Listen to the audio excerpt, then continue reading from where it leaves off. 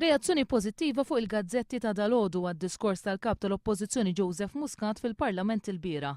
B'eċċezzjoni għall-ġurnal tal-Partit Nazzjonalista n-Nazzjon, il-ġurnali llum irrapportaw fuq il-faċċetti tagħhom il-51 proposta li għamel Joseph Muscat għall-Gvern ġdid. Il-51 proposta li għamel Muscat fil-Parlament kienu l-qofol tad-diskors tiegħu li ħadlu madwar satejn. Il-ġurnal The Times għalli bħal dawn il-proposti konkreti, realisti u sostenibbli, il-kap tal-Oppożizzjoni wieħed li ser ikun hemm aktar. Dan il-ġurnal li rapporta kif fl-aħħar 3 snin il-kap tal-Oppożizzjoni offra xejn anqas minn 141 proposta iżda l-Gvern injorhom. Il-ġurnal The Malta Independent li wkoll iddedika l-faċċetta tiegħu għal dawn il-proposti għalli dan kien il-mod li bih wieġeb il-kap tal-Oppożizzjoni għal 10 mistoqsijiet li għamillu l-Prim Ministru. L-Orizzonti rimarka wkoll il-weda tal-kap tal-Oppożizzjoni li rtira żieda ta' 500 euro fil-ġimgħa ġela darba jkun hemm gvern ġdid. Al kontrarju, n-Nazzjoni ddedikaw il-faċċetta tagħhom biex jattakka lil kap tal-Oppożizzjoni wid-diskors li għamel fil-Parlament. L-ebda waħda mill-proposti li għamel Joseph Muscat ma sabet posta fir-rapportaġġ tan-Nazzjon. Fost il-proposti li għamel Joseph Muscat fil-Parlament jispikkaw il-weda li jreġġa' lura żieda ta' 500 euro li ħadu Lawrence Gonzi u l-Kabinet li jraħħas il-kontijiet tad-dawl u l-ilma u li ma jollix l-età tal-pensjoni. Joseph Muscat f'konferenza tal-Aħbarijiet li indirizza fit-tmiem id-diskors tiegħu fil-Parlament b'risposta għal budget preżentat mill-Gvern għalli pajjiżna għandu qudiemu futur ta' xogħol ġid, ġustizzja soċjali, ambjent tajjeb u libertajiet ċivili ġodda. Gvern ġdid ikollu bħala priorità tkabbir ekonomiku, fiduċja fiċ-ċittadini u għal fl-istabilità. Il-Gvern preżenti qed jagħmel bil-kontra ta' dan u fi żmien meta ddeċiedi li l-familji u n-negozji għandhom iħallsu l kontijiet tad-dawl ta' kull żmien talilu nnifsu li l-Ministri tiegħu żieda skandaluża ta' 500 euro fil-ġimgħa. Joseph Muscat fil-konferenza tal-aħbarijiet tenna l-weda tiegħu li gvern ġdid inaqqas il-kontijiet tad-dawl. Dan fil-waqt li saħaq li l-budget preżentat mill-Gvern ma kienx maħsub baqal, iżda b'konvenjenza u mhux skont il-bżonnijiet tal-familji u n-negozji.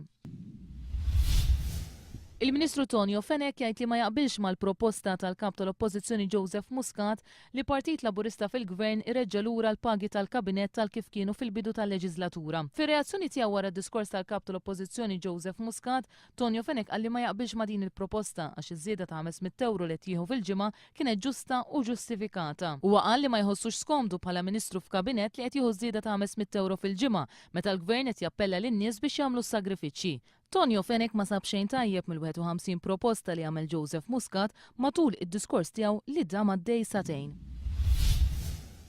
Għattini darba f'24 sija Maximilian Ċantar ingħata l-libertà proviżorja hekk kif tressa quddiem il-Maġistrat Audrey De Micoli fuq akkużi li għeddet u ħebb għaż-żewġ ġurnalisti.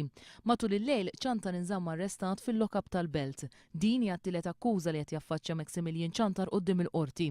Fis-27 ta' Lulju Ċantar tressa il-qorti taħt 11 il-kap ta' akkuża fost oħrajn li fit-28 ta' April b'nuqqas ta' ħsieb u bit-traskuraġni tajjar lil tewmin ta' 11-il sena Rebecca Marie Falzon u Sara Marie Falzon. Meta tajjar lit tewmin minn fuq iż-Zebra Crossing fi triq ħal-Warda ħattart, Maximilian Ċantar kien qed isuq karozza mingħajr liċenzja u insurance. Dakinhar kien qed isuq il-karozza b'veloċità ta' aktar minn 100 km fis-siegħa u ma waqafx meta tajjar lit tewmin. Kawża ta' dan l-inċident hekk kif xehed il-konsulent fil-qorti hemm il-possibilità li t-tewmin ikollhom problemi fl-iżvilupp fiżiku u psikoloġiku tagħhom.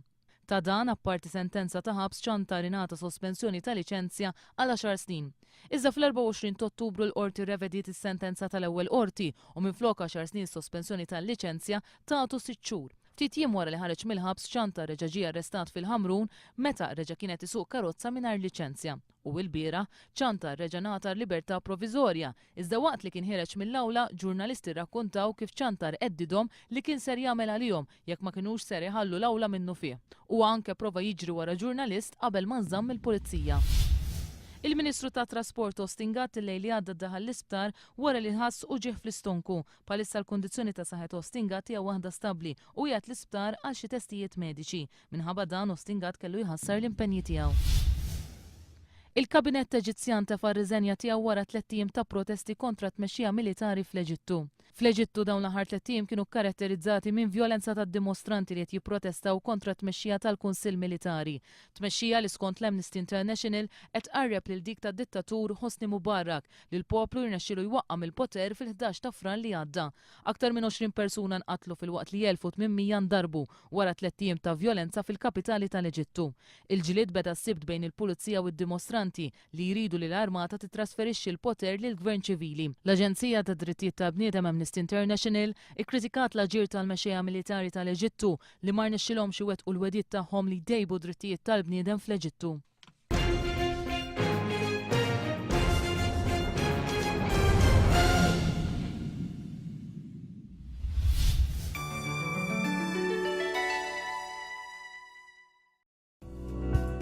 It-temp għal kumplament tal-jum ser ikun ftit imsaħħab waqt iċ-ċemxin jew ċari.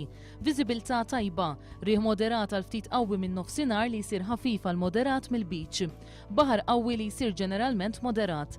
Imbagħad moderat mixlok li jsir baxx għal moderat. L-ogħla temperatura 22 grad, l-inqas temperatura 15 grad, temperatura tal-baħar 21 grad. Indiċi UV 3.